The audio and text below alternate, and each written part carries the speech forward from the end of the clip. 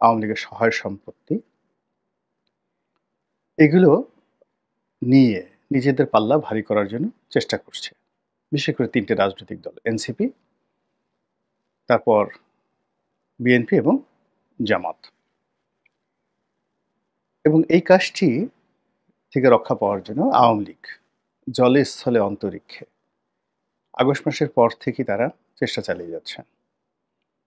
তারা তাদের এজেন্ট বিভিন্ন রাজনৈতিক দলে এবং সরকারে তারা ঢুকিয়ে দিয়েছে।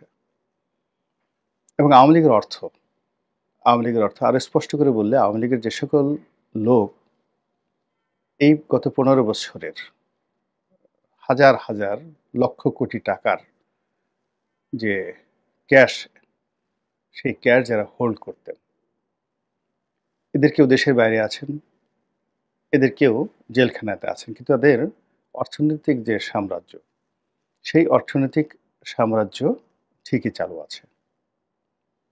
বিদেশে যে সকল টাকা পাচার করা হয়েছে সে সকল টাকা কেউ হাত দিতে পারেনি।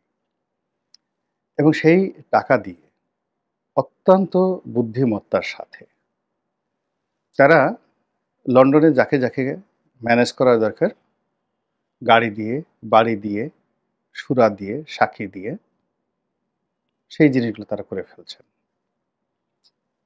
প্যারিসে যদি তাদের কোনো টার্গেটেড মানুষ থাকে তাও তারা করছেন।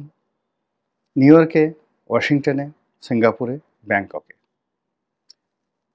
মানে ওখানে আওয়ামী লীগের টাকার একটা ভান্ডার খোলা হয়েছে। তার কিছু নমুনা আমরা দেখতে পাচ্ছি যে এখন রাজনৈতিক দলগুলো কেউ কেউ পরস্পরকে ছোট করার জন্য বলার চেষ্টা করছেন যে ওরা আওয়ামী লীগের টাকায় রাজনীতি করে। অনেকে বলার চেষ্টা করছেন যে আমরা আওয়ামী লীগের টাকায় কিসে রাজনীতি করি, সরকারই তো চলছে আওয়ামী লীগের টাকায় এবং আওয়ামী লীগের লোকজন দ্বারা। এবং ক্ষমতার যে কেন্দ্রগুলো রয়েছে সেই কেন্দ্রগুলোতে এখনো পর্যন্ত আওয়ামী লীগের নিয়ন্ত্রণ বলতে গেলে শতভাগ। আওয়ামী লীগ যে পরিমাণ রিক্রুট করেছে, অর্থাৎ যেভাবে তারা শস্যদানা বুনেছে, সেখান থেকে 1%ও সেই শস্যদানা থেকে 1 ভাগ, শতকরা 1 ভাগও বর্তমান জমানাতে নিষ্ক্রিয় করা যায়নি কিংবা উপড়ে ফেলা যায়নি। অল্প কয়েকজন পুলিশ কর্মকর্তা, অল্প কয়েকজন সিভিল সার্ভেন্ট, অল্প কয়েকজন ব্যবসায়ী, তাদেরকে ধরা হয়েছে। কিন্তু বাংলাদেশে যদি ধরেন 20 লাখের উপরেও সরকারি কর্মকর্তা কর্মচারী, বলতে গেলে ইচ্ছাই হোক অনিচ্ছাই হোক বেশিরভাগ কর্মকর্তা কর্মচারীদের মনে আওয়ামী লীগ গত 15 বছরে যে সুবিধা, যে স্বপ্ন, যে আকাঙ্ক্ষা, এগুলোর বীজ বপন করে গেছেন। আওয়ামী লীগ জমানাতে অনেকের মধ্যে একটা বঞ্চনার ভাব ছিল যে ওকে দেওয়া হলো, আমাকে দেওয়া হলো না, ওকে ডিসি বানানো হলো, আমাকে বানানো হলো না, ওকে সচিব হিসেবে প্রমোশন দিল, আমাকে দিল না। তারপরে ও রিটায়ার্ড করার পর তাকে মন্ত্রী বানানো হলো, এমপি বানানো হলো, তারপরে তাকে আরও এক্সটেনশন দেওয়া হলো, আমাকে দেওয়া হলো না। এই জিনিসগুলো নিয়ে অনেকের ক্ষোভ ছিল।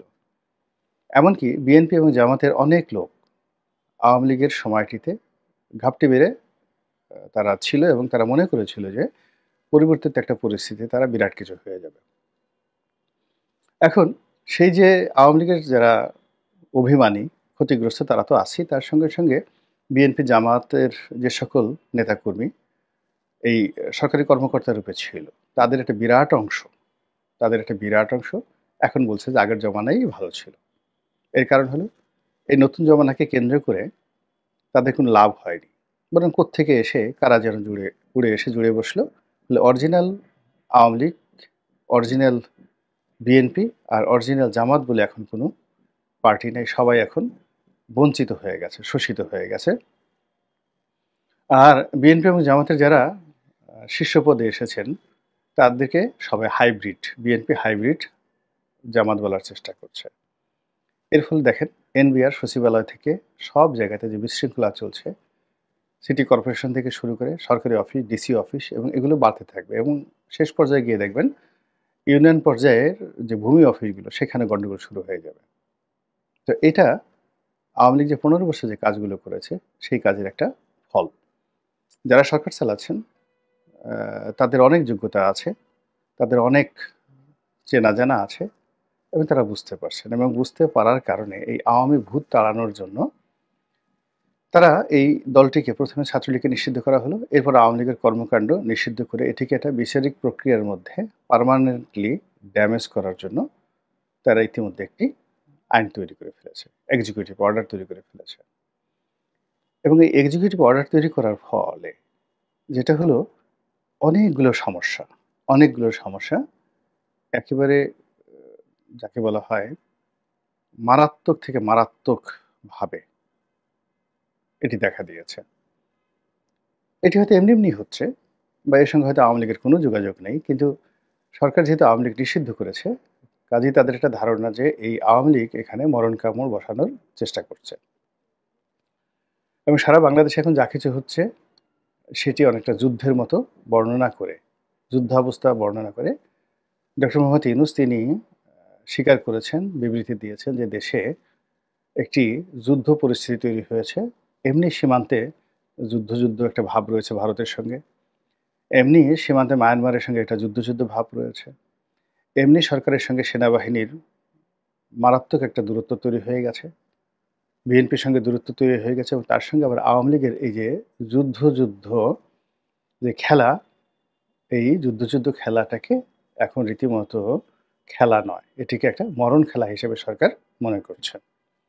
তো এই যখন অবস্থা ঠিক সেই সময়টাতে কয়েকটি নজিরবিহীন ঘটনা ঘটল। একটা নজিরবিহীন ঘটনা হলো যে প্রধান বিচারপতি প্রধান উপদেষ্টার বাসভবনে গিয়ে তার সঙ্গে দেখা করলেন। এটি বাংলাদেশে ইতিপূর্বে কখনো আমরা দেখিনি, এটা অভ্যস্ত নয়। ২ নম্বর হলো সরকারের ভ্যালিডিটি, লিগ্যালিটি, আইডেন্টিটি, অথেন্টিকেসি এগুলো নিয়ে খুব স্পর্শকাতর প্রশ্ন তোলা হচ্ছে। সরকারকে জনগণের সমর্থিত একটি সরকার বা এই সরকারকে গণঅভ্যুত্থানের ফসল বা একটি বিপ্লবের ফসল হিসেবে যতই বড় গলায় পরিচয় করিয়ে দেয়া হোক না কেন, সরকারের যারা কর্তা ব্যক্তি তারা এখানে দুটো বিষয় বলার চেষ্টা করছেন। একটি হলো সুপ্রিম কোর্টের একটা রেফারেন্সে তাদের জন্ম হয়েছে। দ্বিতীয়ত হলো যে এই জন্মের পেছনে শেখ হাসিনার পদত্যাগ। আর তৃতীয়ত হলো যে তারা এই কাজটি যে করেছেন সেটা সংবিধানের অধীন করেছেন। এখন ৩টি বিষয় নিয়ে একটা জগাখিচুড়ি তৈরি হয়ে গেছে। প্রথমত, সংবিধানের কোন ধারা বলে কিভাবে এই কাজটি হয়েছে। দ্বিতীয়ত হলো যে সংবিধান সমন্বয় রক্ষা করতে গিয়ে তারা যেভাবে শপথ নিয়েছেন, যেভাবে রাষ্ট্রপতির অধীনে তারা শপথ গ্রহণ করেছেন এবং এই শপথ গ্রহণ করে তারা যেভাবে রাষ্ট্রপতির কাছে